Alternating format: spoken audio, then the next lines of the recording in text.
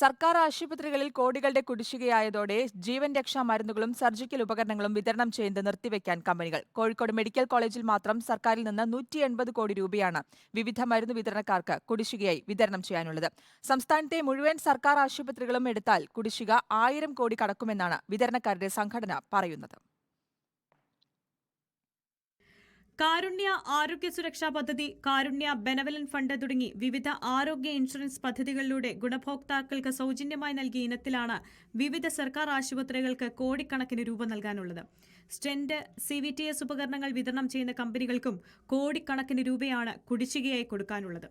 കടുത്ത സാമ്പത്തിക പ്രതിസന്ധിയായതോടെ മരുന്ന് വിതരണക്കാർ ആരോഗ്യമന്ത്രിക്ക് പരാതി നൽകിയിട്ടുണ്ട്. All Kerala chemist and druggist association, chamber of distributors of medical implants and disposables എന്നീ സംഘടനകളാണ് നിലവിൽ പരാതി നൽകിയിരിക്കുന്നത്. ഇനിയും തുക കിട്ടാതെ മുന്നോട്ടു പോകാനാവില്ലെന്ന് വ്യക്തമാക്കുന്ന സർജിക്കൽ ഉപകരണങ്ങളുടെ വിതരണക്കാർ ഉടൻ ആരോഗ്യമന്ത്രിയെ കണ്ട് വിതരണം നിർത്തിവെക്കുമെന്നറിയിക്കും. സ്റ്റെന്റ് അടക്കമുള്ളവയുടെ വിതരണം നിർത്തുന്നത് സംസ്ഥാനത്തെ ആയിരക്കണക്കിന് ഹൃദ്രോഗികൾക്ക് വലിയ പ്രതിസന്ധിയുണ്ടാക്കും. ഒരു തരത്തിലുള്ള ഹൃദയ ശസ്ത്രക്രിയയും സർക്കാർ ആശുപത്രികളിൽ ചെയ്യാനാവാത്ത സ്ഥിതിയുമുണ്ടാകും. റിപ്പോർട്ടർ, കോഴിക്കോട്.